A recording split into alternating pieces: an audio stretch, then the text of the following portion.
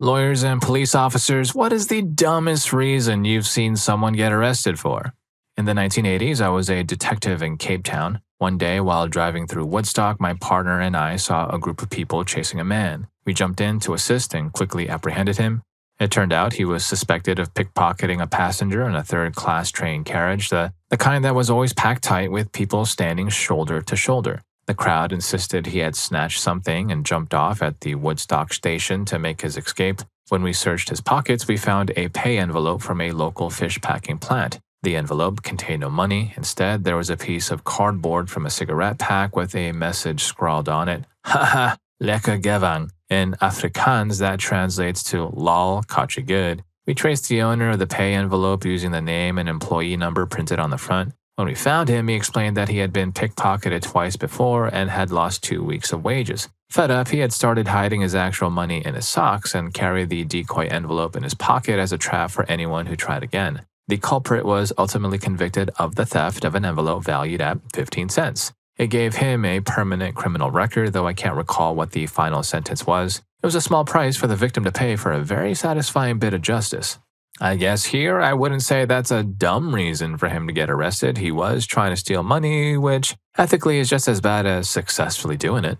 Story 2. I know how annoying it is when people do this, but I'm not a lawyer or a police officer, but I do know the dumbest crime I've ever heard of. My dad's roommate from university. A young man walking home from a night out passed a bus depot and decided to take a bus for a spin, help people get home, etc. Upon return to the bus depot, he was arrested on a few charges, including drunk driving, endangering the public, and a weird form of theft as he returned it without prompting. Following the charges, he was released awaiting trial, likely going to receive a nasty slap on the wrist, some fines, maybe a short prison stay, and a suspension of his driving license. Not long before the trial, he needed a good night out with friends and he walked home past that same bus depot. It was just too tempting. He served 2 years. Well, you'd think they would have improved security at the bus depot after the first incident though too, right? Story 3. I was working as a seasonal officer at a beach resort. One day I was stuck in the substation grinding through a mountain of reports when I heard a dispatch. A fellow seasonal officer and a senior officer were being sent to a hotel for a quote-unquote unknown call. 2 hours later, I was still doing paperwork, having only stopped briefly for lunch. The 2 officers walked back into the station. Their arms were overflowing with large brown paper evidence bags, the kind that are like 2 feet tall and meant for heavy groceries. They started unloading the contents, and it was the most varied buffet of substances I had ever seen in one place. There were 2 large vacuum-sealed bags of high-grade grass, none of that dry, low-quality stuff. 2 full pages of tabs, a gallon-sized bag of another substance, and several other miscellaneous items. It was a massive haul. The story behind it, it was pure amateur hour. A 19-year-old had come to the beach specifically to deal and had paid for a few nights at the hotel. He apparently lost track of time and missed his checkout. The hotel needed the room, so the housekeeper let herself in to clean. When she pulled back the covers on the bed, she found the entire stash laid out.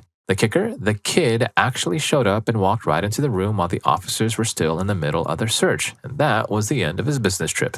Story 4. My husband was out on his boat fishing one day when he realized he'd left his life jacket in the truck. A game warden spotted him and wrote him a ticket. He explicitly told my husband that he didn't need to appear in court, just had to show up at the courthouse on the listed date to pay the fine. Simple enough. On the scheduled day, my husband was in the area for work and decided to pop in to pay the ticket rather than making the 45-minute drive later. He handed the ticket to the clerk to process it, but she looked up and said, "You can't pay this. There is a warrant out for your arrest." My husband was floored. He was extremely confused, and at first no one would tell him what was actually going on. A sheriff in his 60s came over and handcuffed him right there. As the sheriff walked him across the road to the jail, he finally explained the situation. The warrant was for, quote, failure to appear. Remember, the game warden had specifically said and even checked the box on the ticket that a court appearance wasn't required. My husband told the sheriff this, and to his surprise, the sheriff already knew. He was familiar with this particular game warden and told my husband that this wasn't the first time the man had pulled this stunt. I ended up having to bail him out, and despite the warden's misinformation, he ended up on probation for a year, all over a forgotten life jacket. Story 5. I didn't arrest her, but I did give her a completely unnecessary ticket. I was driving past 2 girls on a sidewalk and noticed one of them holding a beer can. I backed up and pulled over next to them, but by then the beer had vanished. I asked the girl where the can went, and she flat out denied ever having one. I told her, look, just go get it and dispose of it properly. She replied that she was 22 anyway. I told her, great, then there's no reason to get in trouble for alcohol. Just grab the can and throw it away. She denied it again. I gave her one more chance to just pick it up, and even her friend chimed in, telling her, just go get it. Still, she insisted she never had a beer. I walked back a few feet to where I had first spotted them, and surprise, there was the beer can on the ground. At that point, my patience was gone. She ended up with an open container ticket and a warning for littering. The worst part, after she received the ticket, she asked, what if I was just holding it for my friend because she's not 21? I looked at her and said, I wouldn't throw my friend under the bus like that. Besides, you were the one in possession when I saw it, so it wouldn't have mattered. She still didn't seem to grasp the simple reality. Nobody had to get in trouble if she had just picked up the dang can. Story 6. My grandmother was a lawyer in Hungary. One of her cases involved a young man who had broken into a store around midnight. He wasn't exactly a criminal mastermind. He had just used matches to light up the dark interior, which immediately set off the fire alarm and led to his arrest. A few weeks later, the case went to court. My grandma was trying to mount a defense based on the boy's age and physical stature. She looked at the judge and argued that her client was far too young and weak to have broken open the heavy store door or carried the stolen goods out of the building. At that exact moment, the defendant stood up, pointed proudly at his own muscles, and shouted, "Hell yeah, I could!" And that was the moment my grandma gave up. As far as I know, he ended up serving a few months in prison. Story 7. This wasn't my arrest, but it happened to someone on my team. We got a call from an individual staying at a local hotel claiming he had seen a man with a gun on the 3rd floor. The whole squad rolled out, cordoned off the area, and cleared the entire hotel. No gunman was found. As it turned out, the caller was spiked and was seeing things that weren't there. Once the dust settled, the hotel manager, understandably done with the drama, asked the man to leave. He reluctantly agreed. An officer and a sergeant stayed behind to escort him out while he gathered his belongings. The man was just about ready to walk out the door when he suddenly stopped. Right in front of the officer and the sergeant, he reached down, lifted up the mattress, and grabbed his pipes and a couple of rocks. He was promptly placed under arrest. Congratulations, you played yourself.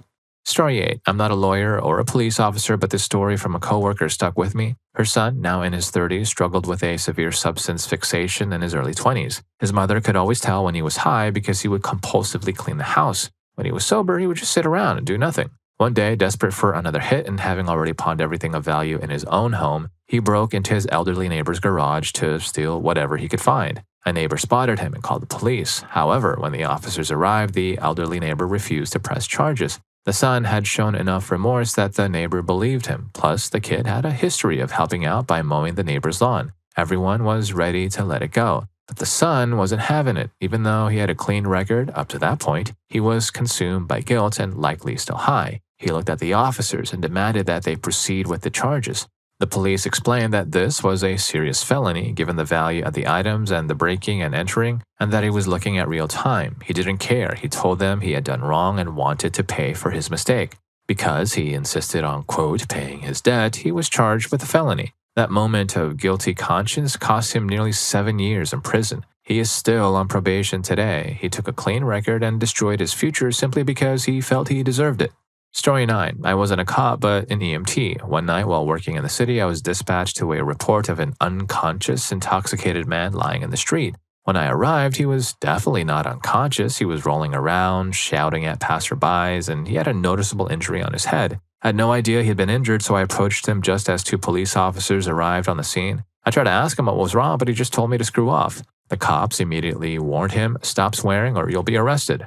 So I tried again, asking how he'd hurt his head. "Screw you, that's how," he yelled. Again, the cops gave him a firm warning. I really could have walked away at that point since he was refusing care, but I wanted to make sure he hadn't been punched or suffered a serious fall that could indicate a brain injury. I asked if I could at least check him over, and that sent him into a full-blown rant, calling me a bunch of words, and true to their word, the cops arrested him on the spot. It was such a waste. He wasn't mentally unwell or seriously injured. He was just a wealthy 20-year-old out with his friends trying to act cool by being a tough guy. The cops were actually being incredibly chill by giving him 3 distinct chances to walk away. In a quieter area, they might have let it slide, but this was a busy city street filled with families and kids. He was warned, he ignored it, and he talked himself right into a cell. Story 10. I'm not a cop or a lawyer, but I'll never forget this story from the news. These kids, most of them pretty young, decided to lead Texas state troopers on a high-speed chase. They were operating under the bizarre myth that if they just made it across the county line, the police would have to stop chasing them. Newsflash, if you're still in Texas, they are going to hunt you down.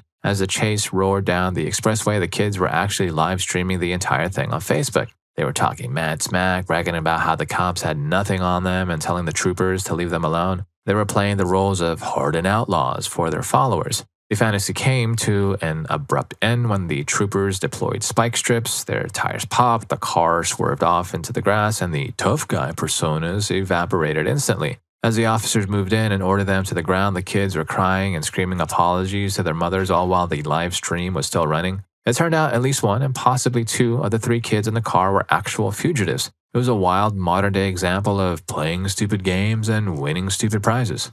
Story 11. I was actually the person who got arrested in this one. I was in a massive hurry to catch the last train of the night to see my girlfriend. On my way to the station, I realized I'd forgotten my watch and desperately needed to know if I was going to make it. I saw a guy sitting on a bench, so I ran up and asked him for the time. As it turned out, he was an undercover civilian police officer. I obviously had no idea, but he was in the middle of a high-stakes stakeout investigating a large group of teenage substance dealers in my hometown. He immediately assumed I was a scout for the group, someone sent to distract him so the dealers could slip away unnoticed. He arrested me on the spot for resistance to law enforcement. It was a nightmare. I missed my train and spent the entire night at the police station being questioned. Eventually, they realized I was just a guy who didn't want to be late for his girlfriend. The officer was actually decent enough at the end. He apologized and even paid for my new train ticket the next morning. Still, spending a night in jail in a cell just for asking the time definitely made me lose a bit of faith in the police. Story 12. I'm not a cop or a lawyer, but my roommate was once arrested for a noise complaint. We were throwing a massive rager when the cops showed up. They told us we were being way too loud and warned us that if they had to come back, someone was going to jail. And sure enough, they came back. They cuffed my buddy and told him he was under arrest for violating the noise ordinance. I tried to argue with them, saying that's basically the same as a parking ticket. It's a civil infraction, not a criminal offense. The police just told me to shut up or I was going to jail too. Somewhere there is a legendary photo of him being handcuffed wearing nothing but a necktie and smiley face boxers. The next morning we went to the jail to bail him out. The staff told us they couldn't finish his booking because the computer system didn't have a category for noise complaints. Well, yeah, no crap, because it's not a criminal offense. We actually had to wait until Monday for their IT guy to manually create a new category in the system just so they could process him out of the building. Fast forward to the court date, the judge took one look at the file, stared down the prosecutor, and then said, "A noise complaint is not a criminal offense. Why are we even here? If you ever bring a case like this to my court again, I will be having words with your boss and possibly the Bar Association." Story 13. I'm a firefighter and I was on the scene of a combined arson and domestic cruelty call. A man had taken all of his girlfriend's belongings, piled them in and around the fireplace, and set the whole heap ablaze. After we put out the fire, the guy was talking to the police. He told the officer that his intention was to burn all her stuff and burn the entire house down with it. The cop, surprisingly patient, tried to throw the guy a lifeline. He explained that burning property in a fireplace was one thing, but attempting to burn down an occupied dwelling was a massive felony. And would the gentleman like to clarify or revise his statement? The guy didn't take the hint. He repeated loudly and clearly that he was trying to burn the stuff and the house to the ground. The officer tried one more time, explaining the severity of the charges again and asking for clarification. Our hapless offender stood his ground. At that point, the officer pulled out his Miranda card, read him his rights, and asked for an official legally binding version of the story. The resident, now sounding annoyed, explained slowly, as if the cop was the slow one, that he was trying to burn down the house. I was called to testify a couple of times, and the guy ended up with a 12-year sentence in the Florida prison system. He's probably still sitting there today, playing cards and wondering why that cop was too stupid to understand him the first time.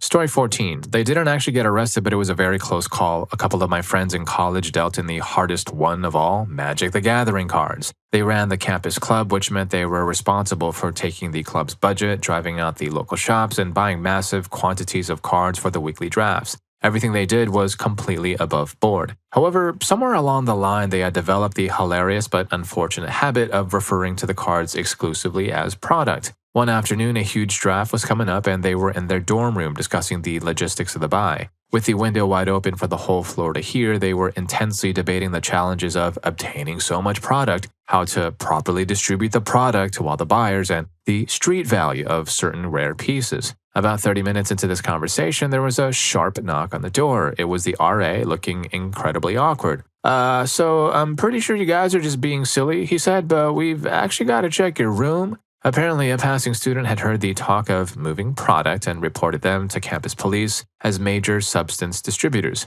The officers had a good laugh as they searched the room, finding absolutely nothing but a mountain of cardboard, monocrystals, and 20-sided dice. Story 15. I've always had terrible luck with vehicles, either getting them stolen or selling them to people who failed to transfer the title before doing something incredibly stupid.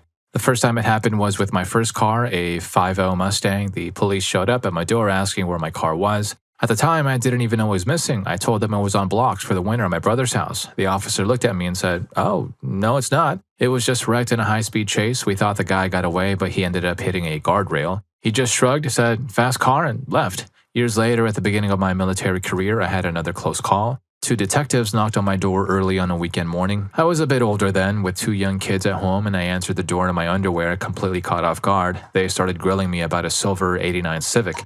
I had to think long and hard. About 3 years prior, I bought a silver '89 Honda CRX, drove it until it was too broken to fix, and sold it off to someone who wanted it for figure 8 racing. I was incredibly nervous. Two detectives at the door on a military base makes everyone nosy, and it's not a good look. They both looked at me, saw my military ID, and said, "Well, you're military, we believe you, thanks for your service." They turned and walked away, but I'm not going to lie, it scared the absolute crap out of me.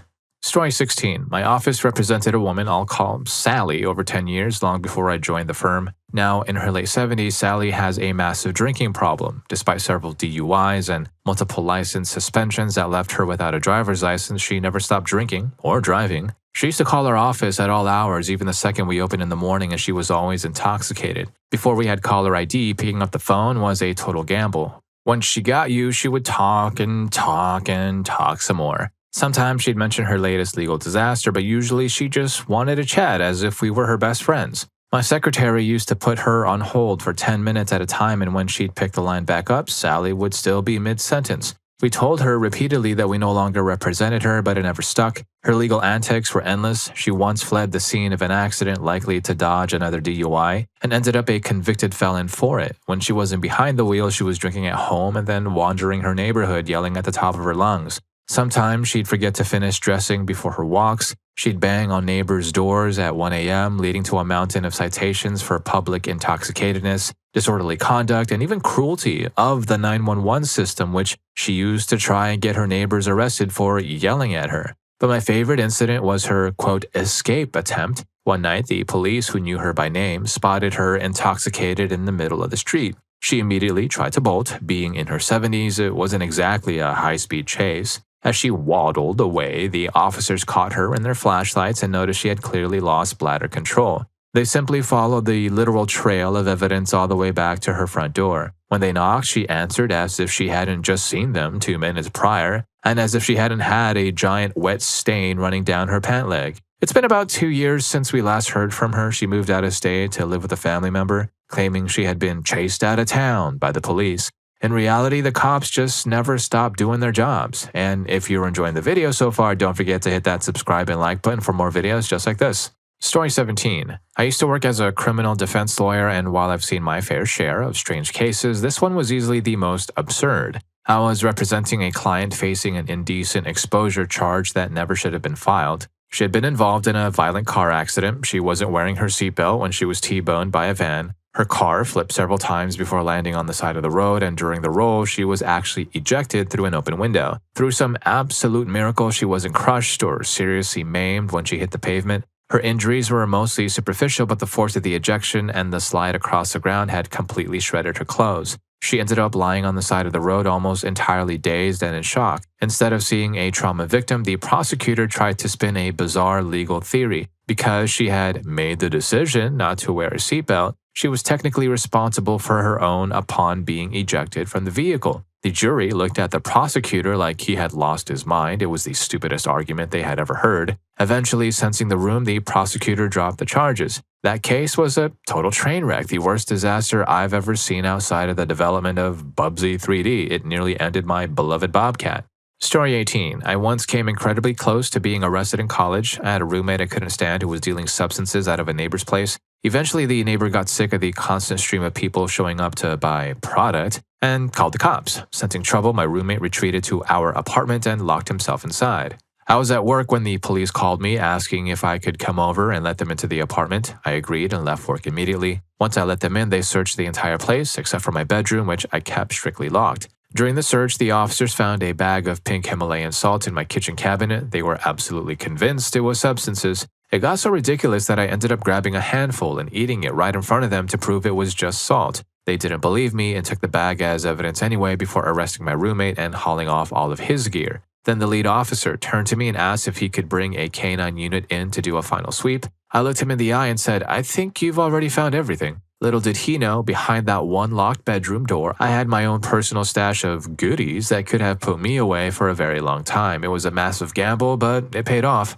Story 19. I'm not a cop, but I've seen 2 major busts in my time that were caused by pure, unadulterated stupidity. In the first case, 4 people in my town brought dozens of pounds of grass into a hotel room to process it. Because they were idiots, they started sampling the product right there in the room. The smell was so overwhelming that housekeeping called the police immediately. It ended up being one of the biggest busts my town had seen in years, all because they couldn't wait until they got home to light up. The second story involves an acquaintance of a friend, a Cambodian gangster from Fresno who had moved to the Northwest. He and a partner drove 1,000 miles back down to Fresno to pick up a massive shipment of substances. They had a pilot car guiding them and followed every single traffic law for over 900 miles. They were the perfect invisible commuters. They got within 25 miles of their destination, saw the city lights in the distance, and got so excited that they lost their heads. They floored it, hitting over 100 miles per hour and passing their own pilot car. They were pulled over almost instantly. The officers discovered a trunk half full of substances, and those 2 are now serving sentences that will stretch well past the end of this decade.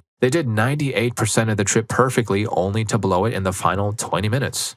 Story 20. This isn't just a story about the dumbest arrest, it's easily the most deserved. My buddy and I were out on a local brewery porch on a beautiful summer night. Even though it's a place that serves alcohol, it's mostly a family scene in the early evening with kids running around and playing. A little girl, maybe about 5 years old, was running full sprint when she accidentally collided with a balding middle-aged man. The impact knocked his precious Bavarian pretzel right out of his hand and onto the floor. It wasn't an impulsive, intoxicated reaction. He actually stopped, looked around, and then deliberately hurt the little girl. It wasn't a knockout blow, but it would have been a love tap to an adult man. To a 5-year-old, it was devastating. The reaction from the crowd was instantaneous. My buddy, who was an off-duty officer, jumped up and grabbed the guy immediately. He identified himself and basically had to act as a human shield to protect the man from about 50 angry patrons who looked ready to harm him. While my buddy held him until the on-duty cops arrived, the crowd didn't hold back. People were messing with the guy and shouting him down. In a small town, you just don't slap a little girl. Everyone knows who you are and where you live. The kicker was that the guy wasn't even intoxicated. He was just a genuine piece of crap. I haven't seen him around town since that night. Story 21. I worked for the federal prosecutor's office for a while in law school. I have 2 stories. A young guy, just turned 17, got kicked out of his house as his mom said she couldn't afford him. So he goes and gets an apartment that is $800 a month by himself. He gets a part-time job, but that doesn't cut it, so he starts getting payday loans to cover the rest. Obviously, that creates a terrible situation, and within 2 or 3 months, this kid is in thousands of dollars of debt. So he decides to rent every bank heist movie that he can find and watches them and plans a bank robbery. He goes to a small-town bank away from the city and brings a piece of wood that he shoves in a hoodie pocket to somewhat make it look like he has a gun. He slides a note to the bank teller that says he has a gun and to give him all their bills except the $100 bills, because apparently one of the movies said those are traceable but the others weren't. The clerk empties her drawer besides the $100 bills, and this guy, who, by the way, is not wearing a mask and is also wearing a very distinct shirt, takes just that one drawer of cash and runs. He makes it about a couple of miles before the police catch him. They seize the cash and count it. He was running away with $127 in cash from the drawer. The bank teller had taken the $20 bills out of her drawer, so there were only 1s, 5s, and 10s. A woman who was the legal guardian for her mother-in-law, which required her to be in charge of her MIL's Social Security benefits. The MIL passed away. The woman kept taking the money for years. Well, no one noticed, and at this point the woman was now in a nursing home with her disabled husband. The woman decides she feels bad and writes a letter to the Social Security office, telling them of her mistake, and sends a check for $100, saying that she will try to pay it back. She had taken $45,000 in wrongful SS payments. She was charged with the same level offense that someone with a cartel amount of substances would have been charged. They ripped her out of the nursing home and put her in federal prison. I still, to this day, don't think she would have been caught if she would not have sent the letter. I also switched to defense law after this internship, as both of those cases messed with me. Story 22. After working in a county jail for over 10 years, you'd think I'd have some good stories, but Alas, I really don't. Most people caught stealing think they are slick, they aren't. Substance runners come through our county from the nearby big city and haven't figured out how and why they get caught so much. Surveillance. One time on a ride along, the deputy I was with got dispatched to a stolen truck report. By the time we got there, the truck had been magically found out in BFE on a road that the average resident wouldn't even know existed unless they lived out there, completely burned out. Due to the location of the truck, the way it was parked, and the nature of the damage, the deputy wasn't buying the stolen truck and burned evidence routine. He talked to the detectives who, for whatever reason, didn't want to touch it since it was pretty evident to them that the truck had been stolen and then burned. However, the 18-year-old kid whose dad had bought the truck was sketchy as hell in his story. I don't remember exactly what he said, but he kept changing his story on when he last used the truck and who had borrowed it. Our county has a cooperative auto theft task force comprised of officers from all the local departments. Since the truck was reportedly stolen, the kid needed to file a report with the police in order to file with insurance. The deputy volunteered to drive him over there and took the scenic route into town. By the time we made it to the auto theft office, the kid cracked and admitted to parking the truck himself and burning it to get the insurance money. However, the plot twist is that since he hadn't actually filed an insurance claim yet, no real laws were broken. It's not a crime to burn your own property. So he and his dad were stuck with the truck note and no truck. They'd had it less than a year and it was brand new when they bought it. Story 23. I'm a lawyer and I have a client currently facing a laundry list of charges: larceny under $250, shoplifting, resisting arrest, and a sale of alcohol to a minor. The story behind it is a masterclass in how to turn a minor situation into a legal catastrophe. It started with a state liquor sting. Undercover agents used a kid under 21 to wait outside a store and ask adults to buy him alcohol. The kid approached my client, who agreed to do it. The kid handed him $10 in marked state money. My client went into the store, but instead of buying the beer, he simply grabbed a 12-pack, walked past the registers without paying, and headed back outside. When the kid asked for the beer, my guy told him to go screw himself, essentially stealing the kid's $10 and the store's beer. At that point, the undercover agent revealed himself and moved in. My client immediately bolted. About 30 minutes later, city police found him sitting in a nearby park, happily drinking the stolen beer. The officers actually tried to be reasonable. It was a blown sting, so they told him that if he just gave back the marked $10, they'd let him go with a simple summons for the shoplifting. Instead, in his intoxicated wisdom, he refused to give up the $10 and started a physical fight with the cops. They tackled him, arrested him, and tagged on the resisting arrest and alcohol charges. He turned a slap-on-the-wrist shoplifting ticket into a multi-count criminal disaster over $10 and a 12-pack.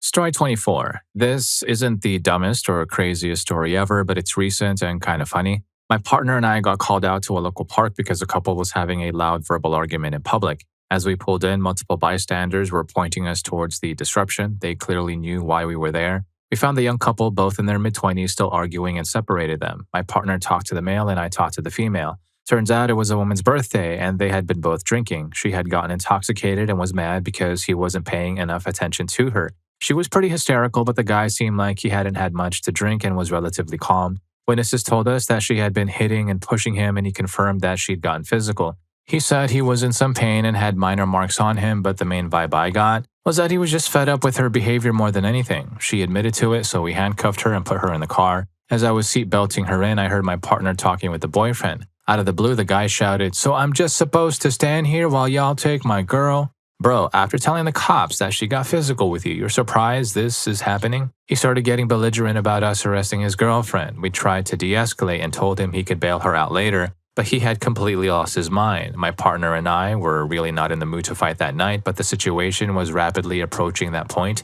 Then we both looked at each other and had the same small moment of clarity. The girl was already in the squad car. We didn't say another word to the boyfriend. We just got in our cars and drove away. The look on the guy's face in the rearview mirror was priceless. He was probably even angrier than he would have been if we'd actually fought and arrested him. Story 25. A few buddies and I went into an abandoned house when we were 17. I mean, truly abandoned. The door was falling off, a car in the driveway had the wheels literally rusted off, and it was resting on the ground and windows were smashed out. It was a full works. We were walking through piles of random junk and destroyed walls when we found the creepiest thing of all, a bed with the distinct outline of a person. I later learned this is common when a body isn't found for a long time. Once we saw that outline, we freaked out and started to leave, but my friend looked outside and saw the house was already surrounded by police. He panicked and ran, only to be immediately tased and tackled. My next friend ran a different direction and was also tased. I ran and somehow managed to get away. I juked a female officer and heard what I swear was a taser dart zip by my head. It sounded like the hum of loud power lines. However, my friends told the police who I was and they literally raided my house. It turns out some other kids had vandalized a house a few months prior, and a passing car on the dirt road had seen us walking in and called it in. I ended up doing 8 months in jail for trespassing. The biggest plot twist came during court. A woman in her mid-40s showed up and asked the judge why she had even been summoned. It turned out that through 3 or 4 different family deaths, she had actually inherited the house and had no clue she owned it. It sold a few years later for almost $350,000.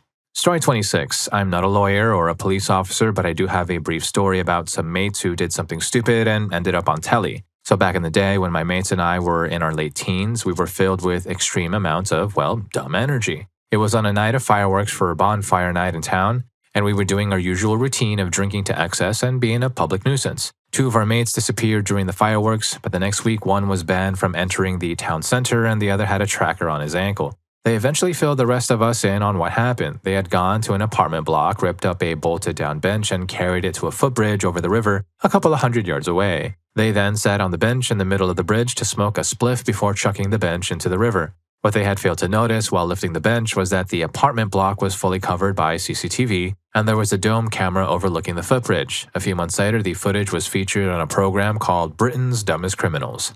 Story 27. I'm so glad my husband doesn't have any stories about dumb arrests. He's a cop and a good one, but his stories usually consist of, this guy could have gone to jail, but if you look at the whole situation, everybody deserves a break. I gave him a warning. And because of that, all of his actual arrests are for things you would clearly arrest someone for. My favorite story of him giving someone a second chance is this. He got a call about an impaired driver at a pharmacy. When he arrived, he found a man passed out in the cab of his truck, clearly intoxicated. My husband asked the man what he did for a living, and it turned out he was a professional truck driver. Without a clean license, he would lose his livelihood instantly. My husband then asked why he was drinking and driving. The man had just caught his wife having an affair. He had left the house, grabbed a six-pack, parked his truck, and drank himself stupid. Instead of taking him to jail, my husband found a family member to come and pick the man up. He gave him a warning and let the truck stay in the parking lot overnight until the man was sober enough to drive it home. He figured the man had just lost his wife, he shouldn't have to lose his job too. It's not a story about a dumb criminal, but it's my favorite of his police stories, much more so than any shootout or arrest he's ever been involved in.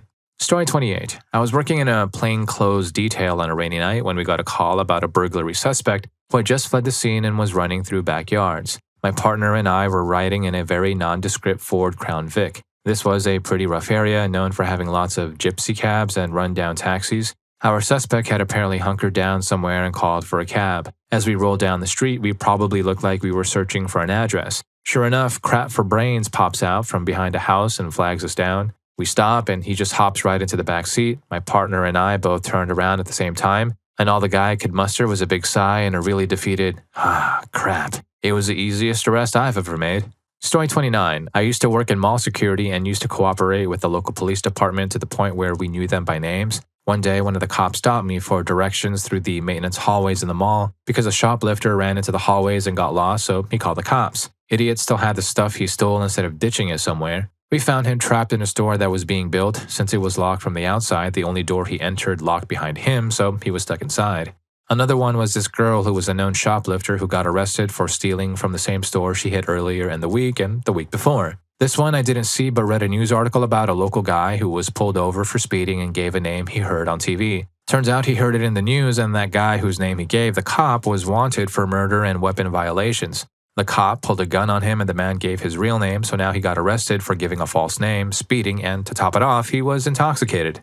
Story 30. Not necessarily getting arrested, but getting in trouble not for the crime they did, but for having obstinate attitudes and being obstructive. I have 3 friends who are police officers, and the one I talk to the most tells me stories of people breaking laws in minor ways, like being in a park after hours, jaywalking, going over the speed limit, things like that. My friend goes into those situations planning on just giving the person a kind reminder of the park hours or speed limit or whatever. But sometimes the situation escalates just because the person is being obstinate, obstructive, and isn't willing to just let it go and leave the site. So yeah, when the cop is about to just let you go with a kind verbal warning and you make a big scene and start a fight, that's pretty dumb. Story 31. Back when I was a public defender, I had this dude that had been released from prison and decided to rob a lady on the street. So he goes and steals this lady's backpack, and while running away, his phone falls out of his pocket. This phone was registered to his brother-in-law at the same address my client had given to the probation office upon release. The police found the phone and called the brother-in-law to ask who it belonged to and for the owner to come get it at X police station. Well, a client showed up in person to collect his phone. And if any of these stories got to you too, here's more for you. YouTube thinks you're going to love this. I'll catch you in that video.